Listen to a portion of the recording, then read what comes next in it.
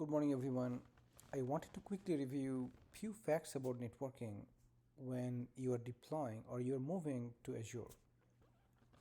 Now, the main things that I want to talk about is just general VNet, allowed and not allowed IPv4 address space, and some cool things about the IP address, especially the two different SKUs that now we have access to for the IPs, public IPs. All right, let's begin.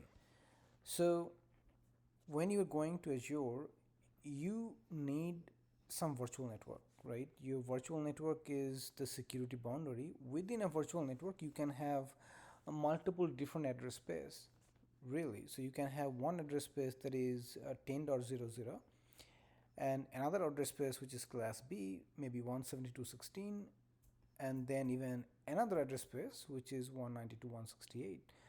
And then each address space you can have a different CIDR notation, and you can break each address space into multiple different subnets.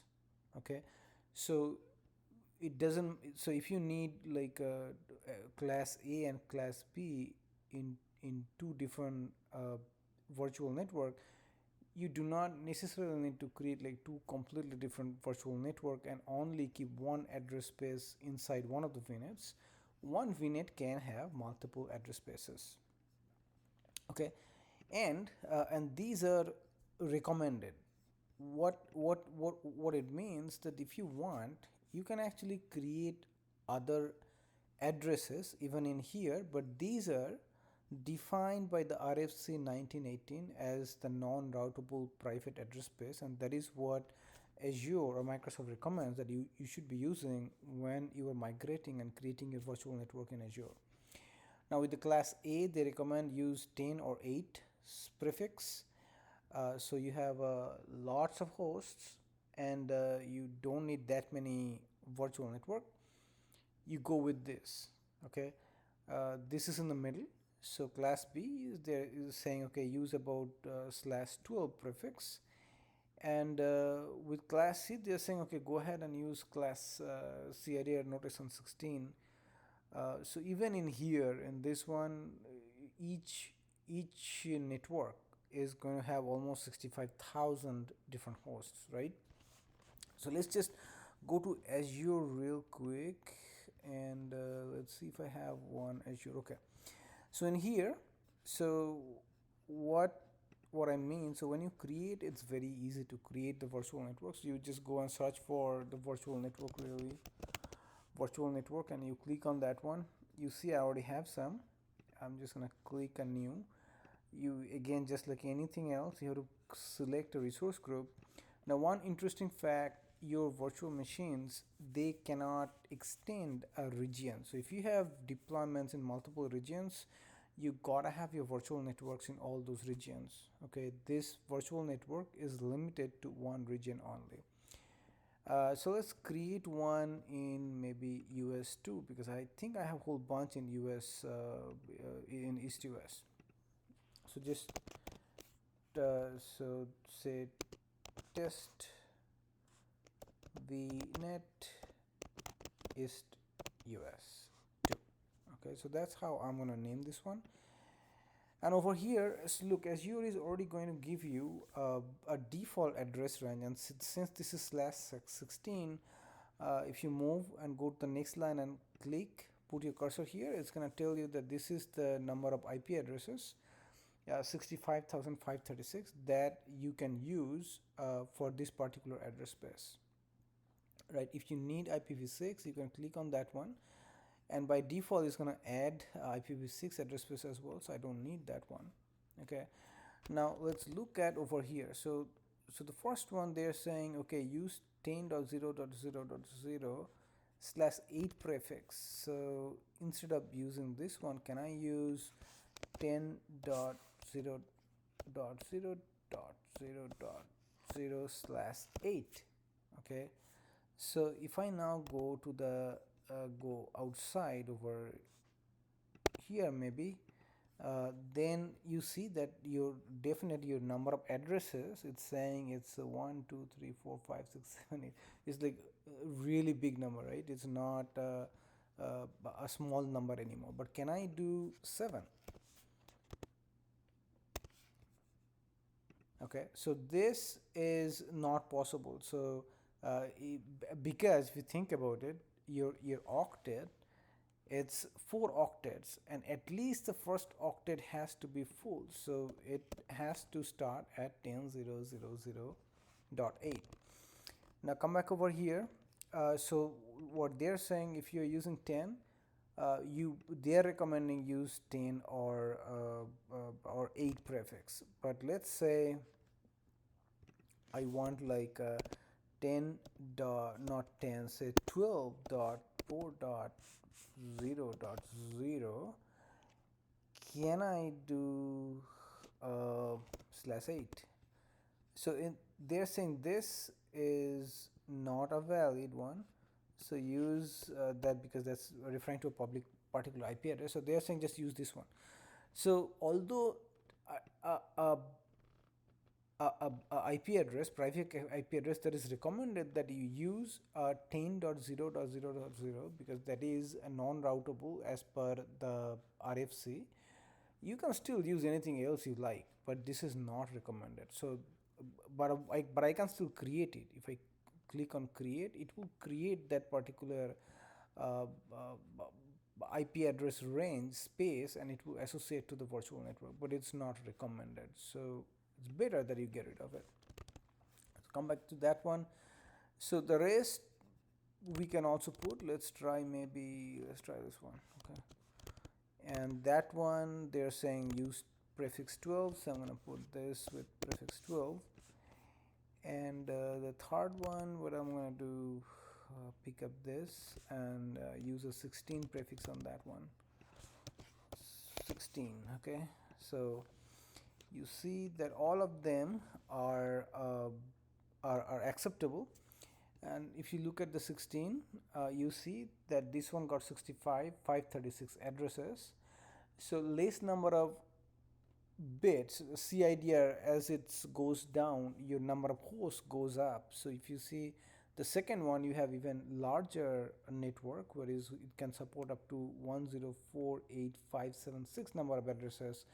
And the top one, where you have /8, it even supports a huge number. So usually you probably don't need that many.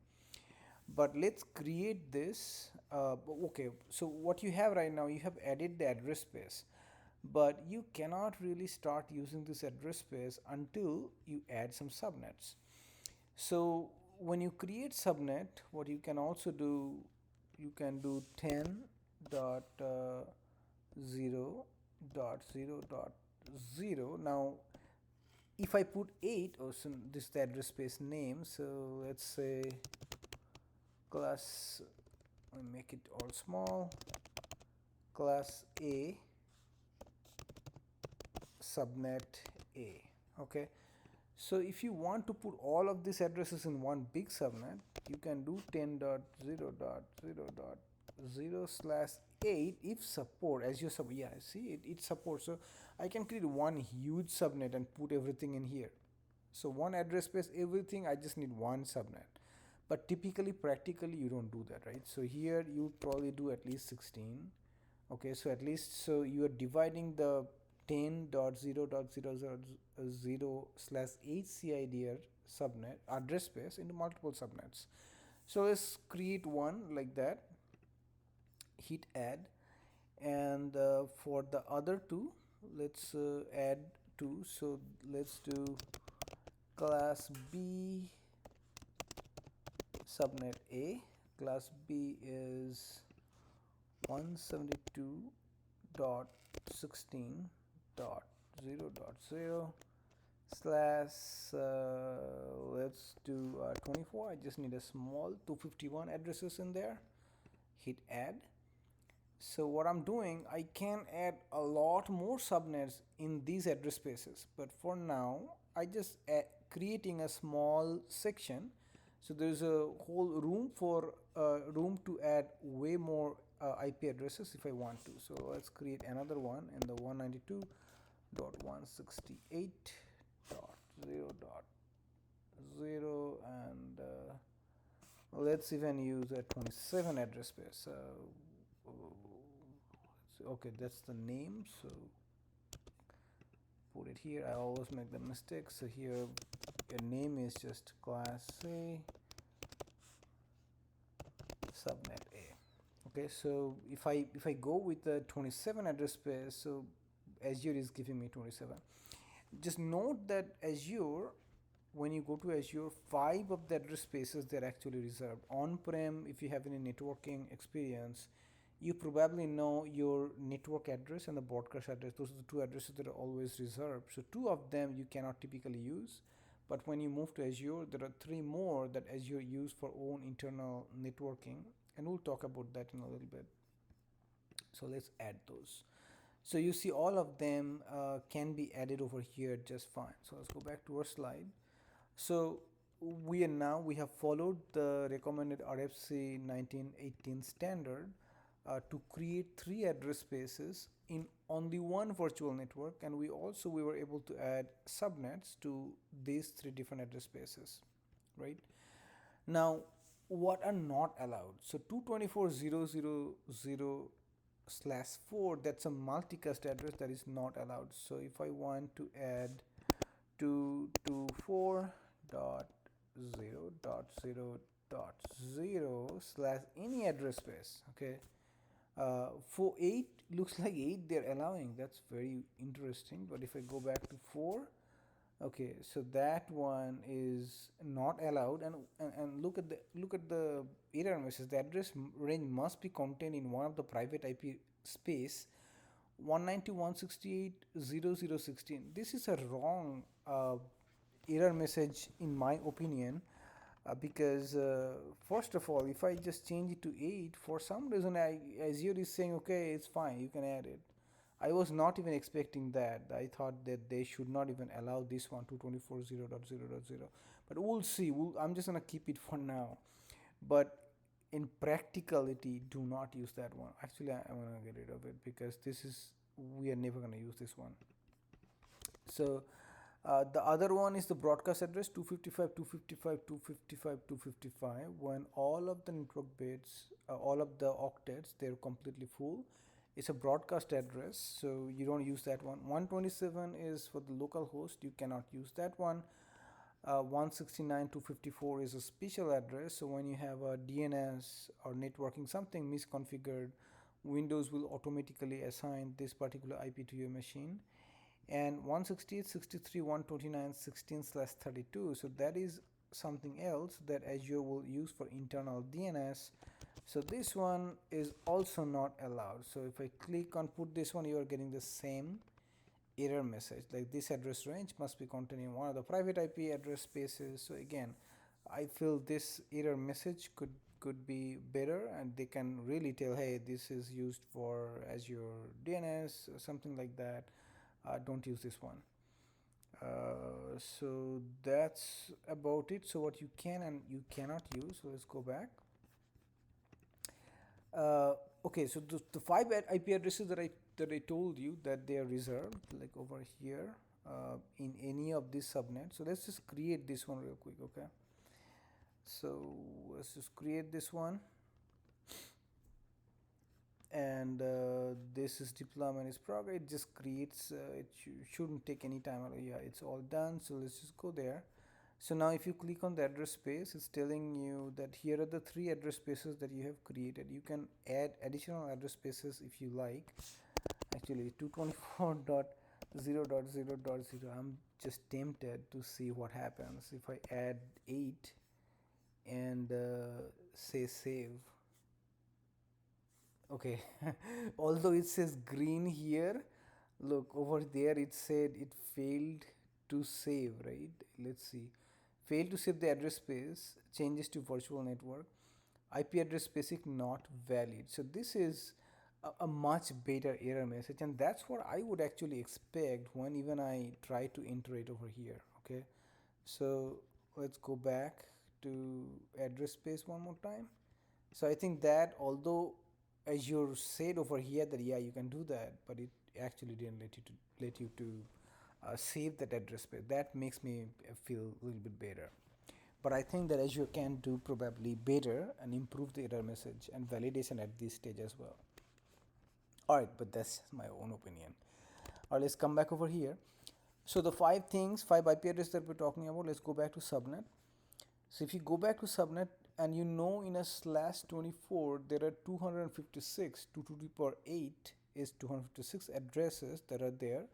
In a traditional networking, you will see, there will be the subnet ID and the broadcast ID. Those two are usually reserved.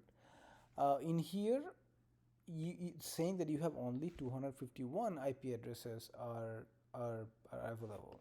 Okay. So why is that? Because just like in a regular network, your 0 network address and that .255 broadcast address are reserved, but .1 is reserved by Azure for default gateway communication, and then .2 and .3 are reserved for Azure to map the Azure DNS IP to the VNet space.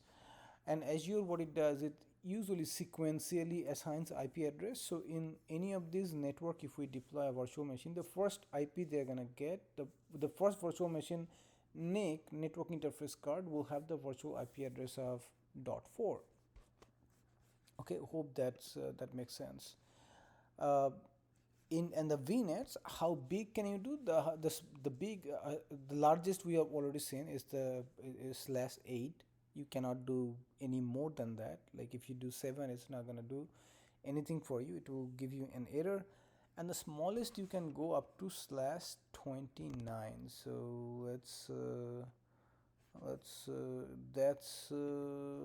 come back over here. So let's try 111.0.0.0/29. So in this case, this one to me is probably okay, although it's outside your recommended. Okay, but Azure should not stop me from creating that one. So let's just create that one, but I would highly recommend that you don't do that. This is, I'm just showing you just for informational and showing that even 29 is allowed. So if you create a /29, your address count is only 8, and now think about 5 of them are already gone for Azure, so you're only left with 3 IP addresses, and that is the reason you cannot go any less than 29. But because if you go, then you don't even have 5 IP addresses that Azure can use for their own purpose. Okay, so there we go. So we have that one. So the next one I have is an interesting fact, is about what protocols you can use. This is TCP, UDP, and TCP IP. There are some interesting facts in here as well. You cannot ping your default router in Azure. You cannot use the traceroute or traceRT command to diagnose your own network. You can modify the size of the subnets, and we have already seen that.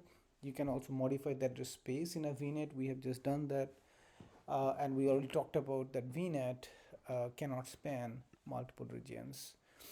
So one last thing I wanted to tell you about public IP. There are 2 different kinds. The basic SKU and standard SKU.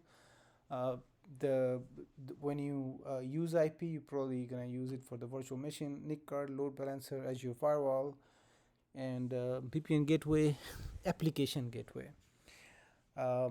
And the last thing to remember is when you create virtual machines, the public IPs, all the virtual machines, they will have direct connectivity to the internet. So keep that in mind. And if you want to block internet access, update your NSG to make the connections secure, and do some reading between difference between the basic and the standard. Standard is definitely going to give you more features, and use it when you need it. Thanks for watching, and hope you learned something. Bye.